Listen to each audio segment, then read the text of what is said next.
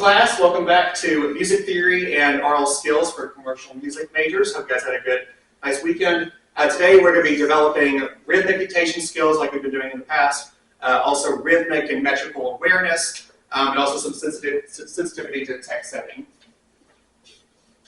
So, by the end of today's class, you should be able to accurately notate irregular rhythmic patterns from a contemporary pop song and perform them. You should be able to identify how meter, rhythm, and groove contribute to a sense of coherence and closure in a pop song, and then explain how text setting reinforces or resists that closure.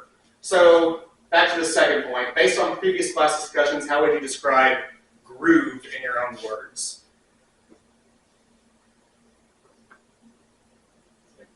A recurring rhythmic pattern in a song. Yeah, recurring rhythmic pattern. It usually helps us keep the pulse going, keep the whole sense of momentum going, if that makes sense. Good? Okay, so in previous classes we've talked about harmonic closure. We've done a lot of harmonic dictation so far in this class. Today we're going to be looking at other parameters such as rhythm or groove and meter.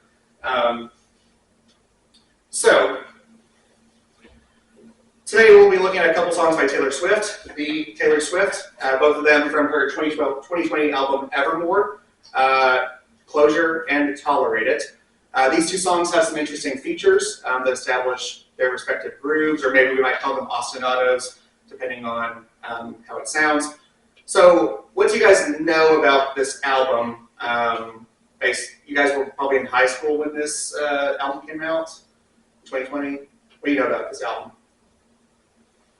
It was kind of a twin album with folklore. Yeah, kind of like twin. They sometimes refer to them as sister albums. Yeah, and how would it be a twin album?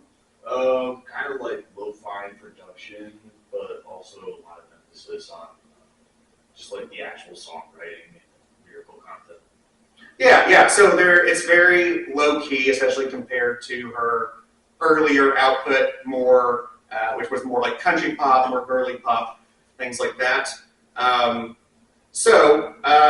it kind of has a sense of edginess, not just because she tends to use lower cases for the titles of her songs and the titles of those albums.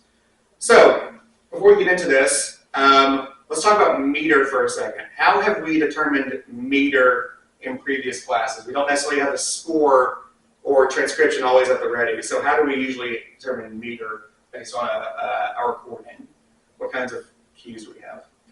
Like what you tap your foot to. You know? Okay, yeah, and what would that be? It'll be like the beat. Yeah.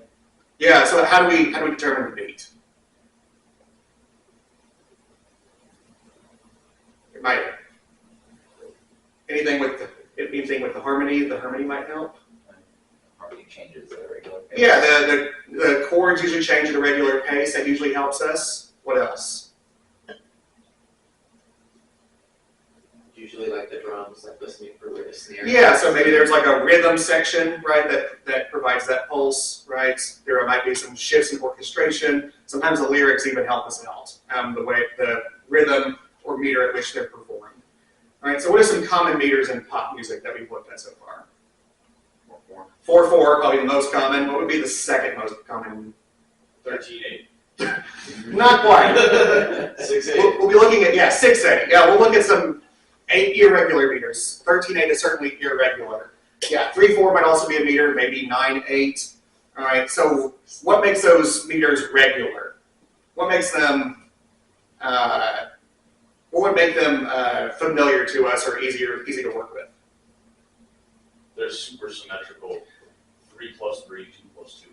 Yeah, so they're easily divided into groups of 2 or groups of 3, things like that. So an irregular meter would be something like 3 + 2 or 2 + 3 or even 3 + 3 + 2 or something like that.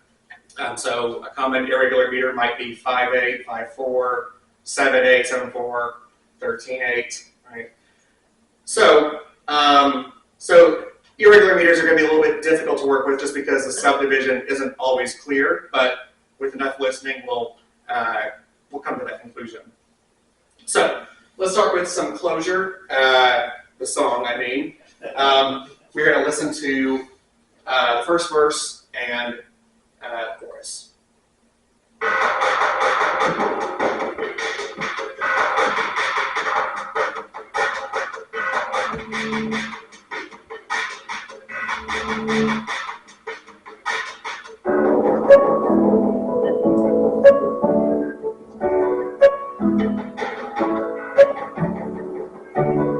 It's been a long time, and seeing the shape of your name still spells out pain. It wasn't right, the way it all went down. Looks like you know that now.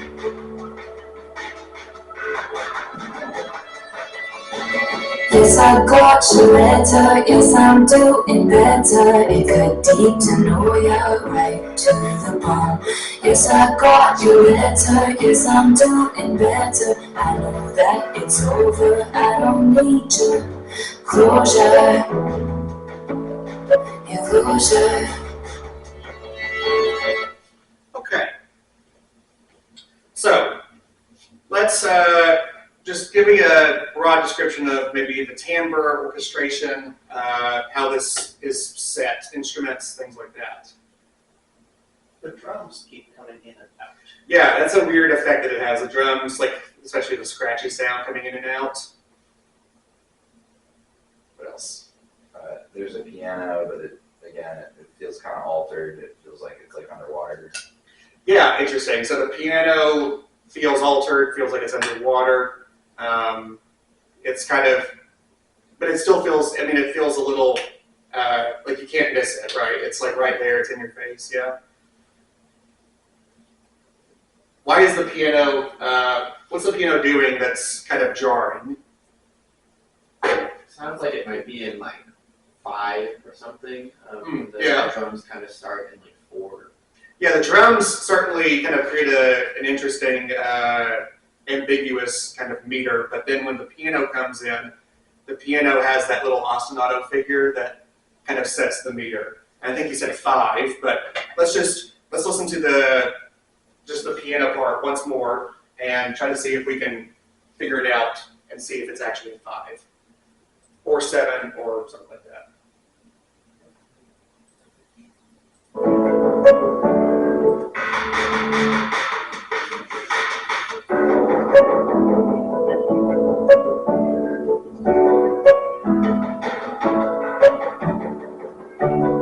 It's been a long time, and seeing the shape of your name still spells out pain. It wasn't right, the way it all went down. Looks like you know that now.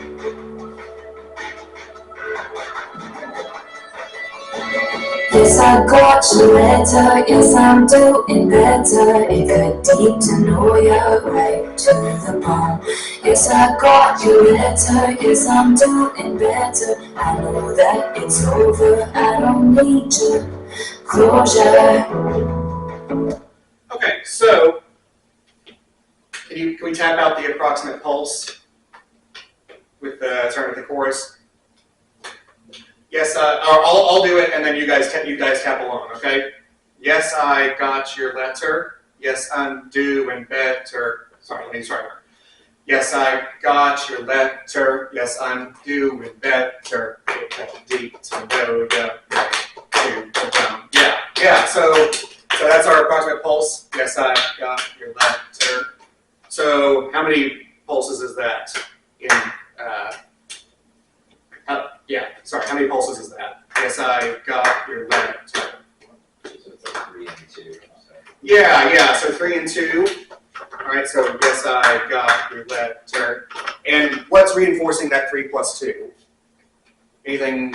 The letter starts. Letter, yeah, so the letter kind of is juxtaposed with the rest of it. Yeah, also the chord changes. You guys don't need to know the exact chords right now, but the chords change at approximately 3 and then at 2, right? So the chord changes are kind of reinforcing that. Good, so are you hearing it more in 5/4 or 5/8? Does it really matter? I think these is quarter notes. So. Am I quarter notes? So 5/4 maybe? Yeah. Okay, so let's see if we can notate that in 5/4. All right, take a second. and see if you can jot down the approximate rhythm. No need for melody, just the rhythm right now.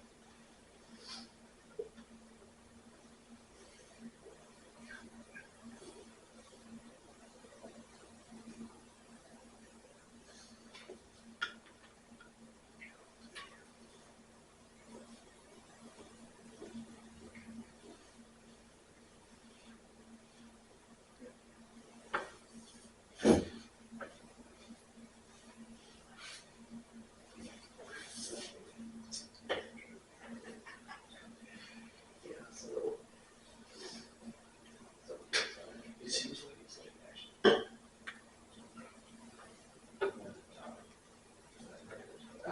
Not with dot, but that's sort of the black note and that goes to.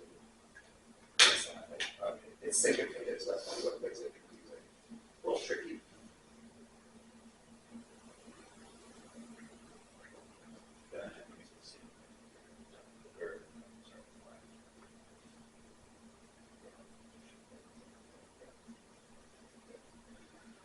Okay. Somebody from this side of the room I haven't heard from in a while. Someone want to give me what they have, what note values they have? I have eighth, quarter, quarter, eighth, quarter, quarter. Okay.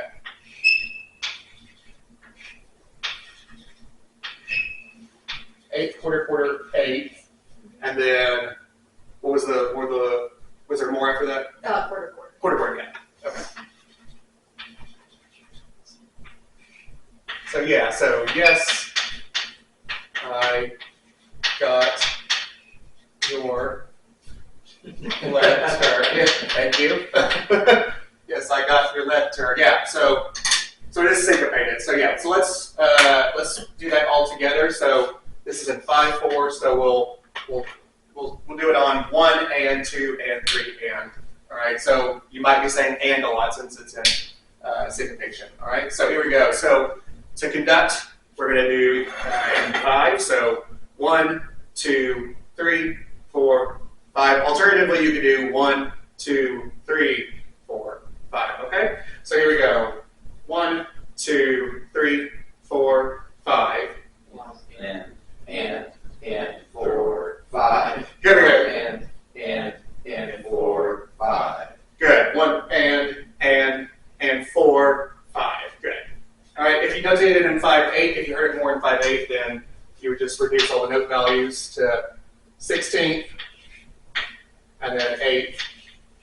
Actually, you probably beam them all together. 8th, 16th, and then 8th. Yeah. Okay, but it would be pretty much the same. Okay? Good. So, is this subdivided into 3 plus 2 or 2 plus 3? 3 plus 2, yeah. Yeah. Especially because, like you said before, letter, it pretty much stands out. Yes, I'm doing better, right? So, let's connect it to the vocal line of the chorus, because what's going on with the vocal line? How is the vocal line significant once we get to the chorus? Yeah. Is what was happening in the piano. Exactly. The vocal line Swift, I guess you could say, Swift joins the piano with that rhythmic ostinato. Yeah. So how does the song so this is an irregular meter, but does this song does it feel irregular? Does it sound like does it sound like there's like a jarring performance or anything like that? No. Yeah, why not? It repeats a lot. Okay, it repeats a lot, which is pretty common in popular music, right? There's a lot of repetition. What else? I guess like where she places the text stress kind of lines up so it feels okay. It's not like jammed in. Right. So it's almost like the lyrics were designed in such a way to where it like fits in kind of with this pattern, or maybe she came up with the rhythmic motive first and then fit the text in with that. A 5/4, 5/8 meter, or maybe even 7/8, 7/4, it has its advantages. It can accommodate like a more lyrically complex song, more poetically complex, I should say, meter. So a songwriter might use that for those kinds of reasons. Okay. So then let's connect that to the title of the song. Where is that sense of closure coming from? It's not as, sorry. Drinking the Dead. Well, I was going to say, I mean, she's saying that she doesn't need closure, so maybe it's like the weird meter is a way of saying that there's not actually closure here. It's still a off-kilter experience. Yeah. So that's a great explanation. Ed, what were you saying? Exactly what Trey said. Yeah. So it's reinforcing like the meaning of the lyrics. Like she has moved on essentially. Like she doesn't really need a sense of balance or a sense of something grounding her to get on with her life, if that makes sense. Okay, so before we get into the other song that I wanted to look at for today, Tolerate It, why would Swift or any other artist, why would they write this music in an irregular meter? I mean, is 5/4 or 5/8 something that you could casually clap along to or dance to? It's a serious question. I'm not looking for a specific answer. I feel like the whole thing is like trying to be more indie and kind of intimate, and this isn't club music, it's not for dancing, it's kind of a story, it's an experience. Mhm. So, I mean, I don't know. I mean, I guess you could try to dance a little bit to it. I mean, yes, I got your letter, right? Right. Maybe. Something like that. I mean, there are non-Western cultures that dance to asymmetrical meters. But it's very indie, like you said. It's very independent. Ed? I was gonna say, like, the purpose of this song is really about, like, not only her reflection, like, on things past, but also to, like, make the listener feel, like, listen to my story and, like, see you have any parallels. It's for contemplation. Yeah, absolutely. So in that case, it could help make a song feel more contemplative, maybe intimate, conversational. It doesn't necessarily have to be, something that you dance to at the club, right? Okay. Let's go ahead and move on to the Tolerate It. Let's see if we can just quickly identify what meter that one is in.